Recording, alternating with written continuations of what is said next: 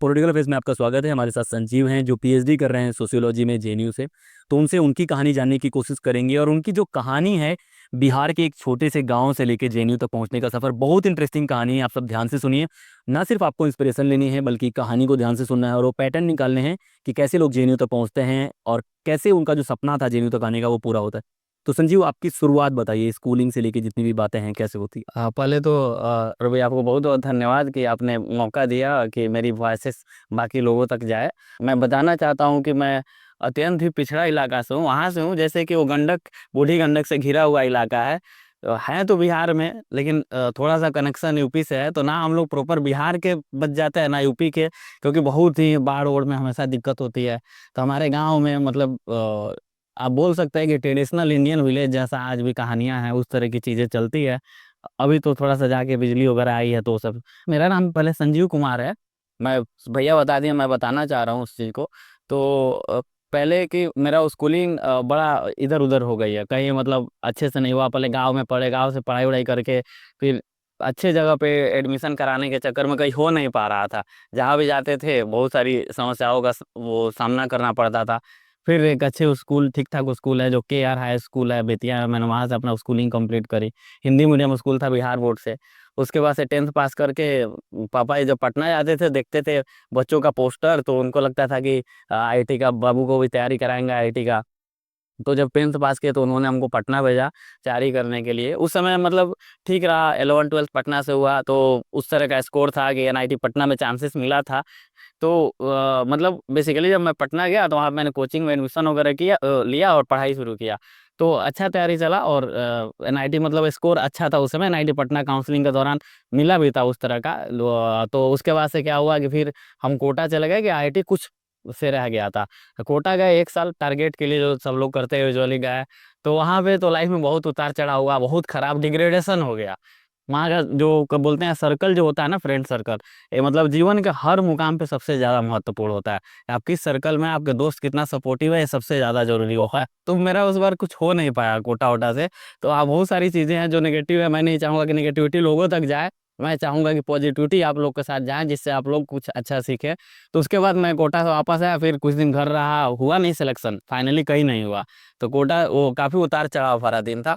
तो मतलब इजीलिटी आपने मिस कर दिया, कोटा गए, कोटा से आके आप कुछ नहीं कर कुछ नहीं वो। कर पाना था, और पैसा का स्ट्रगल सबसे बड़ा था। मैं चाह रहा हूँ बताना, मैं लोन लेके गया था मम्मी के नाम पे।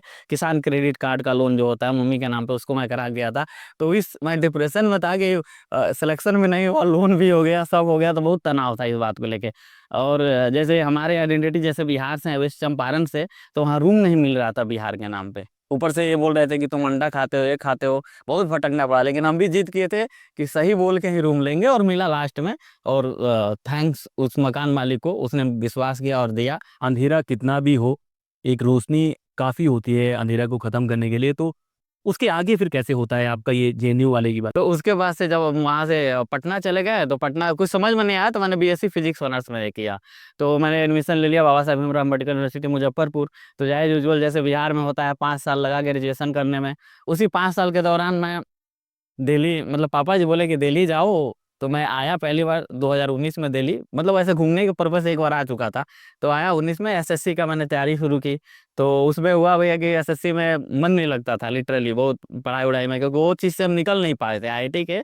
उसकी जब भी देखते थे तो रोने लगते थे लिटरली। IIT जब भी न्यूज में देखते थे तो खा रहे आंसू निकल रहे, ऐसा सिचुएशन था। तो फिर मतलब शुरू में JNU के बारे में सुने थे। तो फिर देखे, टू बी ऑनेस्ट, देखे कि JNU का रैंकिंग IIT से भी अच्छा है। और JNU का एक इमेज जो मेरे मन में हमेशा से रहा, जो घर के द्वारा पेपर ओपर में जो आता था, जब बेतिया थे, जिला हेडक्वार्टर था हम लोग का।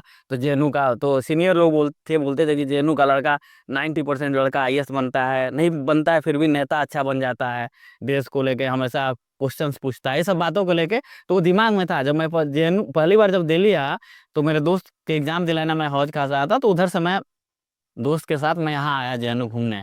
तो मैं देखा था, यहाँ देख रहा हूँ कि जो बच्चे उसमें, यही कन्वेंशन सेंटर है हम लोग ले रहे हैं, यहाँ आए घूमने, देख रहे हैं कोई बच्चा किधर लेटा हुआ है, किधर लेटा हुआ, पूरा किताब पढ़ रहा है। 4 5 किताब एक साथ खोल के पढ़ा होता। हमको लगा कि नहीं, आना चाहिए JNU, और IIT की कमी सिर्फ JNU पूरी कर सकती है।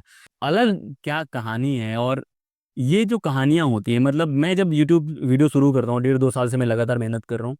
ये जो कहानियां है ना, ये होती हैं जब आपको लगता है कि आपने जो भी काम करा है वो पूरा होता है। तो ये सिर्फ़ आपकी जो जर्नी है, आपका ये नहीं है कि आपने ये करा है तो आपको सैटिस्फैक्शन है।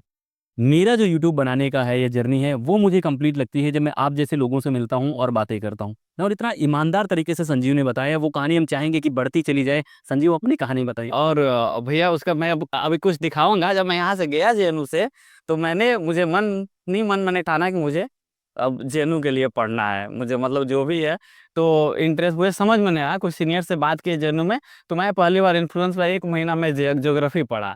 तो ज्योग्राफी का नोट्स मैंने किया ऑप्शनल मुखर्जी नगर में, आप तो जानते ही नोट्स पढ़ा। तो जब मैं प्लेन्स एरिया में गया उधर, मतलब जो जियोमॉर्फोलॉजिकल पार्ट समझ में आया उसमें। उसमें जब आगे बढ़े, जिसमें प्लेन्स, माउंटेन, फिर दिमाग से उड़ने लगा। फिर मैं सोचा कि नहीं, अभी नहीं। तो फिर मैंने देखा कि वो जो यूपीएससी वगैरह के जो टॉपर्स बनते थे, सोशियोलॉजी सब पढ़ते थे, कहीं ना कहीं वो चीज़ें लगा कि साइंस से सोशियोलॉजी। तो मैं फिर सोशियोलॉजी पढ़ा, तो बहुत इंटरेस्ट आया। और लगा कि नहीं नहीं, ऐसा लगा कि अब सोशियोलॉजी के लिए ही बने हैं। तो फिर मैं दिखाना चाहूँगा भैया कुछ। तो मैं बहुत जीवन से हारा हुआ इंसान था उस समय। हाँ। और मैं आपको दिखाना चाहूँगा कि मैं ये लिखा था उस समय। और अपने दीवार पे नहीं, बोलता है कि कोई छोटी-छोटी चीज़ें आपको हिम्मत देती है। तो मैंने ये लिखा था, मैं पढ़ के सुनाता हूँ। हाँ, मैंने ये लिखा था कि और रोज़ सुबह उठ के मैं पढ़ता था, रोंगटे खड़े हो जाते थे।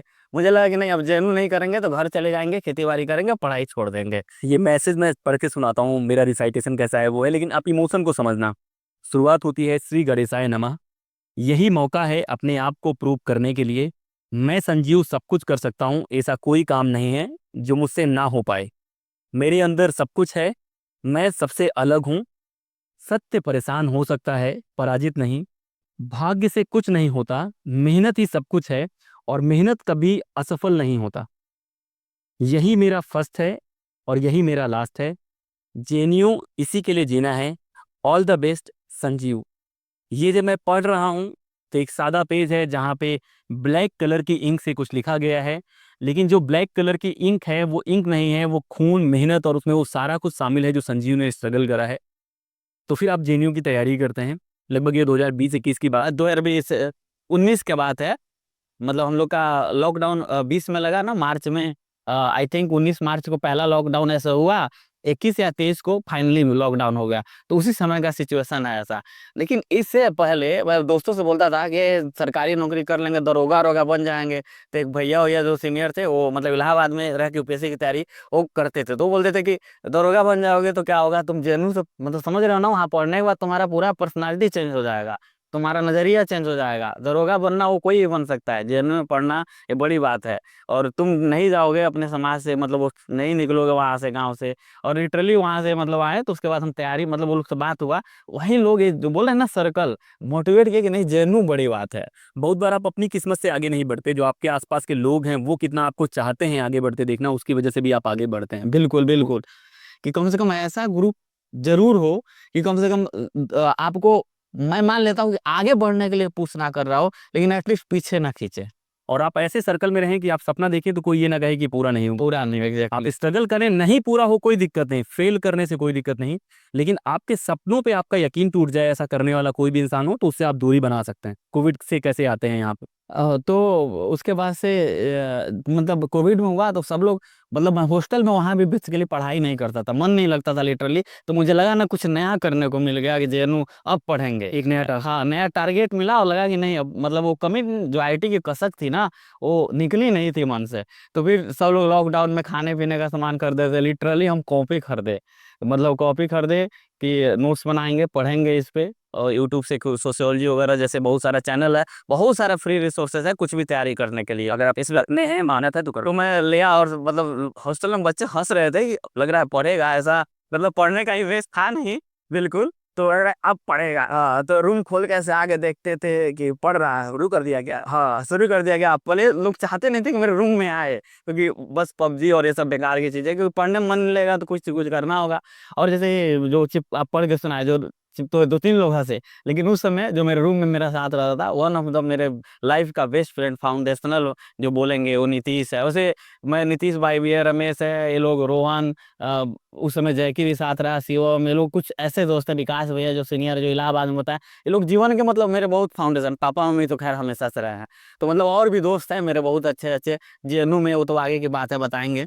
तो फिर उसके बाद हम तैयारी स्टार्ट किए, तो लिटरली मुझे सोशियोलॉजी का भैया बता रहे हैं ना, वैल्यू नॉर्म तक नहीं पता था, मतलब कुछ नहीं पता था, जीरो से, क्योंकि आप समझ रहे फिजिक्स से डायरेक्ट स्विच किए थे, और उसके बाद तैयारी किए और संजोग से एग्जाम दिए, और उस समय हुआ एग्जाम मेरा, यहाँ एमएमओ हो गया। वाह। और लॉकडाउन के वजह से पूरा सेमेस्टर ऑनलाइन निकला, लास्ट सेकेंड सेमेस्टर में फर्स्ट ईयर मिला और लास्ट सेमेस्टर हाइब्रिड मोड में चला, उस तरह कहानियाँ। एमएम हो गया तो लगा कि नहीं चलो कुछ किए जीवन में, यहाँ पे होने के बाद तो बहुत खुशी, पापा मम्मी हर कोई दोस्त सब लोग खुश हुए, मतलब जो वहाँ के थे उस समय, यहाँ के किसी विशेष लोग को नहीं जानते थे। हाँ, यहाँ पे पहली बार जब आए थे तो मैं उनको भी बोलना चाहूँगा कि दीदी थी सिवान की, उनका नाम याद नहीं आ रहा है, एक और भैया पटना के तो इकोनॉमिक्स से हैं, और दीदी से ज्योग्राफी की थी, तो इन लोग से पहली बार मिले थे जेएनयू में।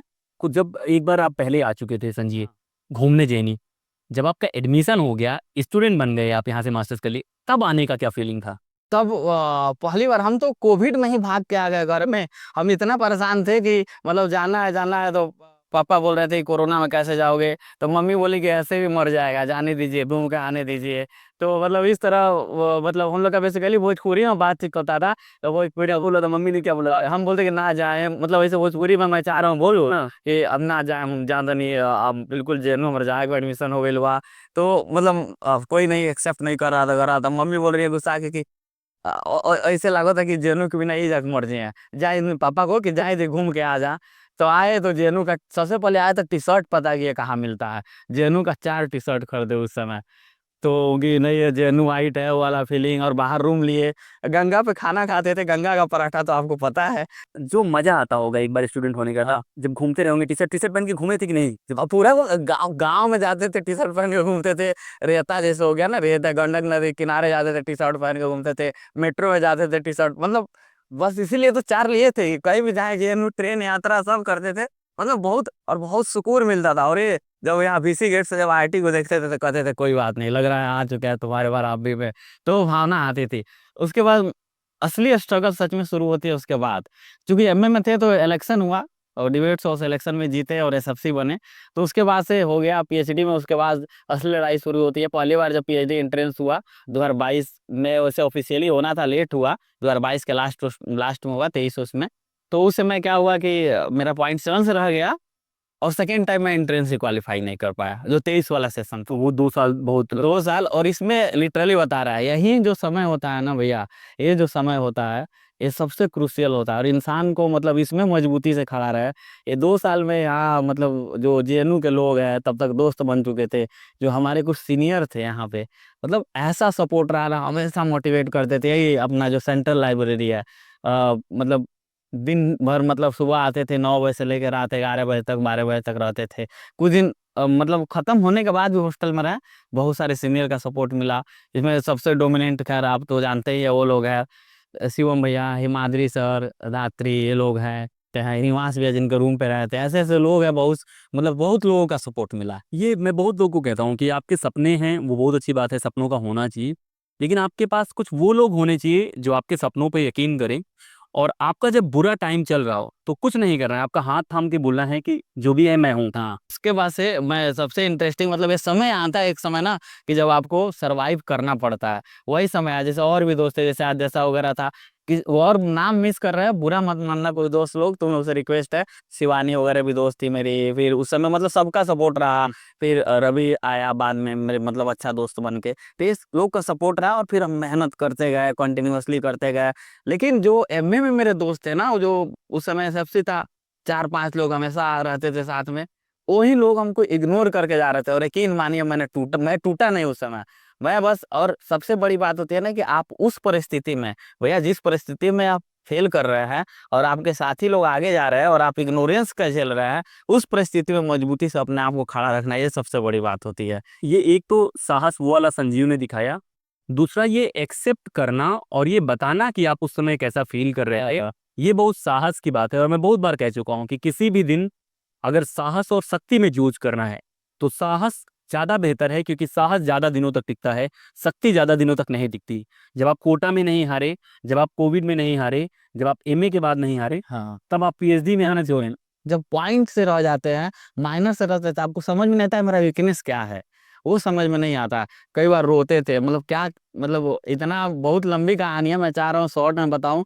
मैं मतलब रातों में ऐसे पीएसआर पे कहीं किनारे रिंग रोड टहलते हुए मैंने रोया है लिटरली अपने आप से कि मैं क्या क्यों नहीं हो रहा है, मतलब बहुत परेशान। लेकिन मुझे विश्वास था कि मैं कर लूंगा, क्योंकि जब मैं कोटा में नहीं टूटा तो कहीं ना कहीं वो कहानी मुझे याद थी कि नहीं, मैं हिम्मत नहीं हारूंगा, मैं करूंगा। मेरी अपील है, जो लोग भी वीडियो देख रहे हैं, आप लोग देखिए कि संजीव ने जो स्ट्रगल करी है, स्ट्रगल की कहानियां बताने का गोल यही है कि आपके आसपास भी कोई संजीव होगा जो उस वाले फेज से गुजर रहा है, कोटा वाले या उसके बाद से। हम ज़्यादा दयालु हो सकते हैं लोगों के प्रति। केवल सफल होना ही जिंदगी का एक लक्ष्य नहीं है, वो एक गोल हो सकता है, लेकिन जो लोग असफल हैं उन्होंने कोई गुनाह नहीं करा।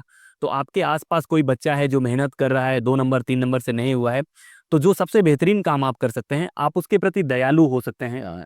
बिल्कुल, और यही मैं थोड़ा-सा इसमें मैं यही ऐड करना चाहूँगा। बिल्कुल एब्सोल्युटली सही बोले। सबसे बड़ी बात है ना कि पहली बात तो ये जो मेरिटोक्रेसी है इंडिया में ना, जो अपना आगे ये एंट्रेंस करे, कभी वो किसी स्टूडेंट का मेजरमेंट नहीं हो सकता। बिल्कुल। फेल पास होना क्राइटेरिया नहीं है। और आप कलेक्टर ही बन जाए और आपका दोस्त क्लर्क ही बन जाए, एकदम मतलब कहीं ऑफिस में कुछ नॉर्मल ही जॉब करे, तो वो नहीं आनी चाहिए। मतलब ये नहीं है कि हम बड़े बन गए, तो वो मैंने फेस किया है कि मतलब कुछ दोस्त हैं और फिर उनका हो गया तो फिर आपको इग्नोरेंस, कभी इग्नोरेंस नहीं करना है किसी के साथ भी। मतलब ये जो दयालु वाला भाव जो भैया बोले या जो भी, मतलब वो होना चाहिए कि हम हैं, हम भी वहां पे हो सकते थे, कल हम भी वहां है।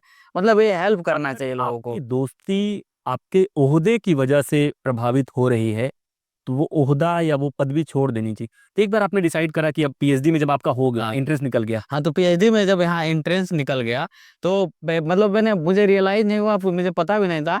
तो मेरा ऐसे ऑल इंडिया रैंक 2 है, लेकिन बॉयज में पहला मेरा हुआ है यहाँ पे। तो मेरा यहाँ भी हुआ, इस बार कहीं नहीं हो रहा था लेकिन हुआ तो यहाँ भी हुआ, वुमेन्स स्टडीज में भी हुआ और डी स्कूल में भी रैंक 4 के साथ हुआ।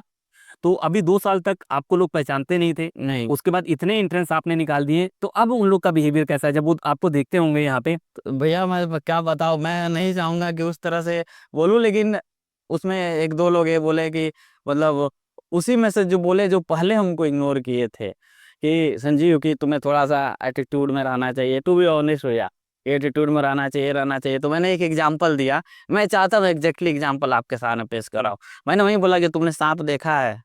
तो बोला, वो सामने वाला बोला बोला या बोली जैसा कि मतलब कि हाँ, देखिए दम क्या है, उसका नेचर है, तुम कितना भी पालो, उसका नेचर स्वभाव है काटना, मतलब तो वो काटेगा। तो मेरा जब मैं हूँ, मेरा नेचर है कि मैं लोगों के लिए हेल्पफुल हूँ। मेरा नेचर है कि ठीक है, मेरे साथ कोई बुरा व्यवहार करे, अब उस सोच के मैं किसी के साथ बुरा व्यवहार करूँ, तो ये तो गलत होगा ना। मैं बोला कि मैं अगर उनसे इन्फ्लुएंस होके मेरा कैरेक्टर नेचर चेंज हो गया, तो मैं फिर संजीव रहा कहाँ? और सब लोग एक ही जैसे हो जाएंगे तो दुनिया कितनी बोरिंग हो जाएगी। मान लीजिए आपने जो टी शर्ट पहनी, मैं भी, सारी दुनिया वही पहन के बिल्कुल, बिल्कुल। बोरिंग नहीं हो जाएगी कि सब एक ही जैसे लग रहे हैं। तो एक बार आपने पीएचडी में एनरोल कर लिया, हाँ, वो एनरोलमेंट के बाद पीएचडी में आना, जैसे आप मास्टर्स में जेएनयू में थे, हाँ। पीएचडी में आने के बाद कैसा फीलिंग होता है? फीलिंग बताना, क्योंकि मैंने ये फील करा है, एक सुकून सा लगता है ना। हाँ, मतलब हुआ तो सबसे पहले तो रात में कॉल गया यहाँ से मेरे दोस्तों का। हाँ। वो जो पहला कॉल गया यहाँ से, शिवम भैया, रवि, ये लोग मिले कॉल किए। तो फिर हम रिजल्ट चेक किया, नींद में थे तो हम देखे रैंक 2। तो फिर लग रहा है गड़बड़ है, फिर दोबारा लॉगिन किए कि मतलब नहीं हो जाता है कि पहले कंफर्म करे, फिर देखे हाँ सेलेक्ट हो गया है फिर। तो मतलब सच में लगा कि नहीं, अभी लगा कि मेहनत का फल मिला है। और टू बी सैचुरेशन एक नहीं लगा आगे, एक नहीं, अब उसके आगे की फिर सोच आ गई, क्योंकि हम लोग हैं वर्किंग फैमिली से हैं, तो ऐसा नहीं है, वो रुक नहीं पाते हैं कहीं कि मतलब अब पीएचडी में हो गया तो फिर लगता है कि आगे कुछ करना है। जो भी किसान और मजदूर के बेटे हैं, मेरी भी फैमिली किसान वाली है। तो हम लोग एक सीजन में गेहूं बोते हैं, जब गेहूं कट जाता है तो अगले सीजन में धान बोना है, उसकी तैयारी शुरू हो जाती है। तो जो भी किसान के बेटे हैं, मजदूर के बेटे हैं, बच्चे हैं, लड़कियां हैं, वो इतनी जल्दी हार नहीं मानते। तो जो लोग भी इस इंतजार में हैं कि इस देश के किसान और मजदूर के बेटे अचानक से डर जाएंगे या बैठ जाएंगे, वो कभी नहीं होने वाला। क्योंकि जब तक संजीव जैसे लोग हैं, सपने वाले लोग हैं, या मैं हूँ, तब तक तो मैं नहीं हारूंगा जहाँ पे वो है। और सबसे बड़ी बात है, मैं मतलब मेरे से, मतलब मेरे गांव वाले, गांव के लोग बहुत इंस्पायर्ड हुए हैं कि देखिए सीधी सी बात है, मुझे लगता है जब मैं कर लिया तो कोई भी कर लेगा। क्योंकि मैं उस जगह से, और मैं मोटा मोटी मैं बता रहा हूँ, मेरे पास मतलब मैं अपने प्रखंड से, अपने एरिया से पहला पीएचडी करने वाला व्यक्ति बना हूँ। और मेरे घर से। मेरे दादाजी 8वीं पास, पापा जी को पढ़ाए, और ये लोग सरवाइव करके आज हमको यहाँ तक पहुँचाए। तो ये सबसे बड़ी बात है। दूसरा सबसे बड़ा चीज़ कि आप लोग को मैं चाहता हूँ कि पीएचडी का, और भैया नेक्स्ट वीडियो लेके आएंगे तो उसमें डिटेल से बताएंगे। जैसे आप लोग जो साइंस से हो या ना हो, आप लोग स्प्रिंग तो देखे होंगे। स्प्रिंग स्प्रिंग फोर्स होता है, जब भी उसको दबा देंगे ना, कंप्रेस कर देंगे, तो क्या करता है, उसको छोड़ेंगे तो अपना नेचुरल से आ जाता है, फिर दबाएंगे फिर छोड़ेगा। तो एक लिमिट तक वो होता है। तो हमको ना लगता है कि स्प्रिंग के जैसा होना चाहिए, गिरेंगे फिर उठेंगे, और दो उससे ज्यादा एनर्जी से उठेंगे, उससे ज्यादा ताकत से उठेंगे, उससे तेज दौड़ेंगे। और जब तक दौड़ेंगे, मतलब सच में जब तक दौड़ेंगे तब तक, जैसे स्वामी विवेकानंद बोलते हैं कि क्या बोलते हैं भैया, वो कोट क्या है कि चलो देखो, और तब तक चलो जब तक लक्ष्य प्राप्ति ना हो जाए। तो वो दौड़ो, जब तक दौड़ो तब तक ना प्राप्त हो जाए, सीधी सी बात है, एकदम होगा। जैसे भैया बोले बोरिंग वाला जो टी शर्ट का बात बोले थे, सच में अपना मतलब भारत का सबसे खूबसूरती क्या है, डाइवर्सिटी। हर लोग अलग अलग तरीके से हैं। मतलब वही चीजें हैं, जैसे कि हमारा डाइवर्स बैकग्राउंड रहा है, साइंस से सोशियो में आए। तो सबसे पहले हम बताना चाहूंगा कि जब भी बात एडमिशन का बात आता है, तो पहले बात की पैसों के चक्कर में नहीं पड़ना है। अगर आप पढ़ना चाहते हैं तो यूट्यूब पे, टेलीग्राम आजकल बहुत बड़ा हेल्पफुल पे, सारी जगह रिसोर्सेज मिल जाते हैं। और जेएनयू जैसे जगहों पे, या कभी भी डी स्कूल जैसे जगहों पे आपको आना है, तो स्टूडेंट आप इजीली स्टूडेंट को रीच कर पाएंगे। कोई दिक्कत नहीं है। दिल्ली स्कूल के वेबसाइट पर तो स्टूडेंट का रहता है, मेल करो रिस्पॉन्स देते हैं। और जेएनयू में भी यही बात जेएनयू को, दिल्ली स्कूल ऑफ इकोनॉमिक्स को, डीयू को अलग बनाती है इंडिया के और इंस्टीट्यूशन से, कि यहाँ के बच्चे अभी भी दयालु हैं। आप उनसे कॉल करेंगे तो वो उसमें ये नहीं दिखाएंगे कि मैं ये हूँ, वो आपसे आप जेएनयू आ जाइए, किसी भी बच्चा को पकड़ लीजिए, वो आपका उंगली पकड़ के हेल्प किया था, जैसे मेरी पहली बार किया गया। सबसे बढ़िया पहले एंट्रेंस का अच्छे से तैयारी कर लीजिए। आपको भरपूर टाइम मिलता है, अपने एरिया को सोच के रखिए। एंट्रेंस इंटरव्यू एरिया को सोच के रखिए। अगर आपके पास टाइम मिल रहा है तो प्रपोजल, एक रिसर्च प्रपोजल पीएचडी एडमिशन लेने के लिए बहुत जरूरी है। और मेरा एडमिशन, जैसे मैं समझ पा रहा था, डी स्कूल में मैं बार बार इंटरव्यू दिया, रिजेक्ट हुआ। तो वहां का जब मैं समझ पा रहा था, और जेएनयू का, ये सबसे शानदार यहाँ की चीज है ना कि मेथोडोलॉजी पार्ट, और सबसे बेहतरीन की मतलब ए रिसर्च यूनिवर्सिटी है। तो आपको मतलब प्रपोजल एक बढ़िया होना चाहिए, और आराम से बना सकते हैं, कोई दिक्कत और नहीं है। मैं तो चाहूंगा कि अगर आप एंट्रेंस क्लियर करते हैं तो इन लोगों से कनेक्ट करने की रिस्पॉन्सिबिलिटी मेरी है। ये आपकी प्रपोजल में हेल्प करेंगे, मतलब बनाएंगे नहीं ये लोग, लेकिन उसमें क्या क्या प्रॉब्लम्स हैं, क्या बेटर हो सकती हैं, वो पहले ही आपको बता देंगे। ठीक है। आपको अगर लगता होगा कि मतलब लगता होगा कि प्रोफेसर प्रोफेसर यहाँ के एक्सेसिबल नहीं है, आप जेएनयू के किसी प्रोफेसर को मेल कर दो, या डी स्कूल को, रिप्लाई देंगे। हो सकता है कभी ना आए, लेकिन देते हैं, तो आप सपोर्ट भी ले सकते हैं, उसका कोई दिक्कत नहीं है। तो ये आप मतलब किसी को, भैया मैंने देखा है कि मतलब, और मैं अपने सेंटर्स के प्रोफेसरों को स्पेशली मैं सबको थैंक्स देना चाहूंगा कि मैं 2 साल जो रहा ना, जब भी किसी से मिलता था, तो लोग जब भी कैंटीन मिल जाते थे, मुझे नाश्ता कराते थे, मानते थे, तो सपोर्ट रहा एक उनका। चीज हम देखो कि जो लोग आपके बैचमेट्स थे वो आपको पहचानने से बहुत बार इनकार कर रहे थे, लेकिन जो प्रोफेसर्स थे उनके लिए बच्चे बच्चे होते हैं। इम्पोर्टेंट दोस्त को मेंशन करना चाहना, एक आदेशा मेरे दोस्त है, वो भी, उसका ही बहुत सपोर्ट रहा। मतलब लिटरली बहुत बार, मतलब वो भी उड़ीसा पीसीएस के एग्जाम को क्रैक कर लिया है, तो उसका भी बहुत योगदान रहा। और ये मेरे बहुत, और गाँव में जो मेरे दोस्त हैं, या जो भी मेरे मम्मी पापा, तो उन लोग का तो योगदान रहा। और ये हमारे भैया का जिनका नाम लेना है, आप सबका नाम लीजिए। और इतनी अच्छी अच्छी बातें हैं, पता है। क्योंकि मेरा सफलता, जब मैं सेलेक्ट हुआ ना, तो मेरे से ज्यादा मेरे जो दोस्त थे वो खुश थे। मेरे से ज्यादा जेएनयू के, मतलब जो मेरे सेंटर्स के प्रोफेसर थे, वो भी खुश थे, वो भी बहुत खुश थे। ये संजीव ने जो अर्न करा है, केवल पीएचडी अर्न नहीं करी। एक इंसान की खुशी में अगर 10 से 20 लोग, 50 लोग खुश हैं, तो उस इंसान में कुछ तो अलग होगा। एग्जाम निकालना ना निकालना, पीएचडी मिलना ना मिलना, वो एक अलग चीज है। लेकिन ये जो इंसान, आपने बहुत कुछ अर्न करा है संजीव, और जो आपकी कहानियां हैं वो बहुत लोगों को तुम्हें एक मैसेज चाहेंगे, तो उनके लिए मैं मैसेज देना चाहता हूँ, जो बेसिकली मेरे जैसा गाँव से आते हैं। उनको, उनके लिए तो बहुत लोग हैं, जैसे मेरंडा हाउस ड्यू से ग्रेजुएशन है, मैं ऐसे ग्रेजुएशन करके यहाँ पहुँच रहे हैं। उनके लिए मैं देना चाहूंगा, आप लोग समझिए, जो ड्यू से जेएनयू आ रहे हैं, उनके लिए इतना एनर्जी गैप मेंटेन करना पड़ रहा है। लेकिन जो हमारे ऐसे गाँव से आते हैं ना, हमारे लिए बहुत बड़ी बात होती है। और इतना मतलब ऐसे समझिए, हाइट के बराबर एनर्जी गैप मेंटेन करना पड़ता है, टू बी ऑनेस्ट, क्योंकि हमारे लिए बड़ी बात होती है। इनके पास शुरू से वो बैकग्राउंड बन जाता है, डीयू में पढ़ के। हम जैसे मुजफ्फरपुर, इधर गांव से स्कूलिंग हुआ, जिला से 12th किए, इस तरह का सिचुएशन आ गया ना, हम लोग के लिए ज्यादा एनर्जी करना। और यही कहानियां जानी जाती हैं। मतलब कहानियां, जैसे मैं हिंदू कॉलेज से पढ़ के आया हूँ, अच्छा कॉलेज है, मेहनत आपको भी लगती है, लेकिन जो मेहनत संजीव की है, physics, Kota, struggle Covid time, वो मेरी स्ट्रगल नहीं है। और जीवन में मतलब सबसे बड़ी बात है कि ठीक है क्या है क्या नहीं, सिलेबस ये सब आप नेट से तो सच में जान जाइएगा। और वीडियो में बनाऊंगा भी। और जीवन में कि मतलब ये जो भैया बोल रहे हैं ना कि ये सच में सिलेबस वगैरह तो बनाएंगे वीडियो बाकी। और आपसे लोग से रिक्वेस्ट है कि मैं भैया का चैनल जरूर सब्सक्राइब करें और इसको देखें, क्योंकि जो इसमें कुछ फैब्रिकेशन नहीं होता है, जो लाते हैं जो मेरे मन में है, मैंने बेहिचक बोला, इसमें मैंने कुछ सोचा नहीं बिल्कुल। और लास्ट में मैं बस एक थैंक्स नोट देना चाहता हूँ, बिल्कुल बिल्कुल, ताकि मेरे दोस्तों को कम से कम यहाँ से जो आपका कहने का मैंने लास्ट में मैं स्पेशल थैंक्स देना चाहूंगा अपने गांव के दोस्तों को। एमए के दौरान मेरा मतलब जो मैंने फ्लो चार्ट बनाया था, जो दीवार पे चिपकाया था, उस सब में मेरा जो नीतीश भाई था मेरे साथ रहा, बहुत हमेशा हिम्मत दिया गया, तू तू कर लेगा, तुम कर लेगा, कुछ भी कर लेगा। रमेश भाई था, मतलब ये लोग रोहन भाई हो गए, मेरे गांव का मेरा दोस्त रोशन हो गया, ठीक है, ये लोग पटना का एक दोस्त है रुपेश भाई, ये लोग हो गए। और मॉनिटरी मतलब पैसे से लेके हर चीज का मदद किया है लोग, हेडफोन से लेके ईयरबड सब देता था लोग, जो जो उनके घर से आता था उसमें शेयर करते थे लोग, मतलब पैसे से लेके।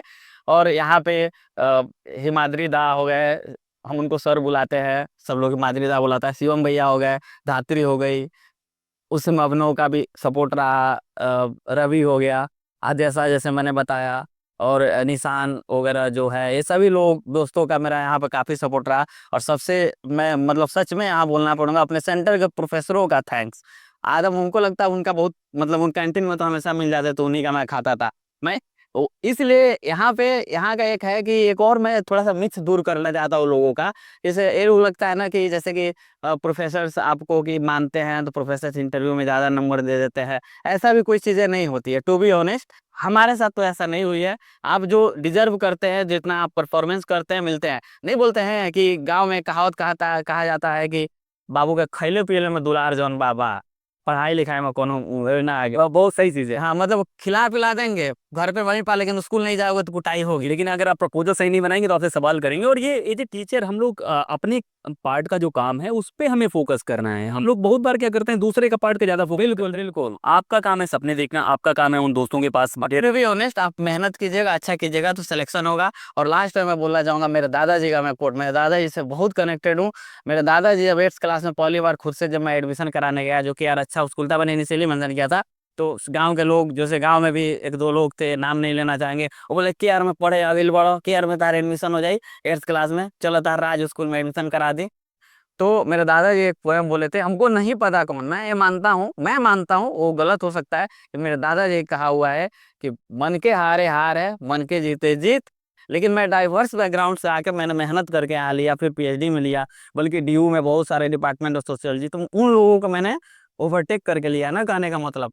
इसी तरह की वीडियोस हम लाते रहेंगे, ऐसी कहानियां लाते रहेंगे, यहाँ पे उस तरह की कहानियां जो दोस्ती से भरी हुई है, पढ़ाई से भरी हुई है, मेहनत से भरी हुई है, ऐसी कहानियां लेके आएंगे। आपका काम है ज़्यादा से ज़्यादा लोगों तक पहुंचाना। एक लास्ट में हाँ, हाँ, सबसे बड़ा लास्ट में मैं मतलब जो है, खैर उनको बोले या ना बोले वो तो निस्वार्थ है, मतलब मेरे मम्मी पापा का मतलब माँ बाप हमेशा निस्वार्थ पर। मेरे दादाजी ने वृक्ष रोपा और मेरे पापा जी ने उस वृक्ष को नर्चर किया। आज शायद अब जाके हम लोग का जनरेशन मेरे पापा जी के मेहनत से, खून पसीना से, और स्पेशल थैंक्स उन लोगों ने मेहनत करके जेनू तक पहुंचाया। हमारा एक है तो पुराने जनरेशन से, लेकिन लगता है कि जनरेशन चेंज की। स्पेशल थैंक्स देना चाहूँगा अपने सबसे, मतलब कि खैर फैमिली को फॉर्मल मतलब वो होता है फॉर्मली वो क्या बोलता है, लेकिन फिर भी अपने सभी भाइयों को, और मतलब जो मेरी बहन है और मेरा भाई हो गया राहुल, नवीन, नीतीश, प्रियांशु और अदिति, इन लोग का स्पेशल थैंक्स। और एक और मेरा थैंक्स है, जैसे ज्ञान भैया हो गए, ज्ञान प्रकाश सेंटर के हो गए, निवास भैया हो गए, सीपीएस के हो गए, ये लोग संतोष भैया हो गए। सबसे मतलब खैर माँ को क्या बोले, माँ के लिए मेरे पास शब्द नहीं है, थैंक्स भी नहीं बोलेंगे, उन माँ के लिए मेरे पास कोई शब्द नहीं है। वैसे पापा के लिए भी कोई शब्द नहीं है, लेकिन फिर भी थैंक्स टू माँ ऑल्सो। और सबसे बड़ी बात है मेरे गिरी सर, जो 4th क्लास के टीचर थे, वो फ्री ऑफ कॉस्ट हमको ट्यूशन पढ़ाएं, उसमें पैसे नहीं थे। पटना में हमारे करीम सर, वो उनका बहुत बड़ा कंट्रीब्यूशन, बेटे के जैसा मानते थे ऐसे। बाकी मैं माफ़ी चाहूँगा, अभी मैं बिना प्रिपरेशन का कोई इंटरव्यू दिया, अगर कोई मेरा दोस्त कोई खास मेरा जिगरी छूट गया हो, उसके लिए मेरा प्यार हमेशा है, मैं माफ़ी चाहूँगा। मेरे दिमाग में जो भी आ रहा है मैं सारा नाम ले लिया। Thank you very much. Parents का योगदान बहुत ज़्यादा होता है, आपको उनको रिस्पेक्ट करना है, हर बात नहीं माननी है, लेकिन आप उनको प्यार करना है, सुनना है और उनके सपनों को भी आगे बढ़ाना है। और लास्ट में मतलब जो भी आप ये सच में बोल रहे हैं जेन्युइन, अगर कुछ जेन्युइन जानना चाहते हैं सच में तो भैया का चैनल जरूर आप लोग सब्सक्राइब करें। और कोई भी सवाल है, आप संजीव को लेके सवाल है, पीएचडी सोशियोलॉजी को लेके सवाल है, तो आप इनके लिए सवाल भेज सकते हैं। मेरे लिए कोई सवाल है तो भेज कमेंट में भैया आप तो जवाब देते हैं, हाँ, मैं जवाब देता हूँ। कमेंट में आप पूछेगा भैया जो भी। और मैं वीडियो भी बनाता हूँ, और अभी मैं शिवम के साथ भी जो नाम इन्होंने मेंशन करे हैं उनको भी लाने वाला हूँ कुछ लोगों को। इस वीडियो में इतना ही। जय हिंद।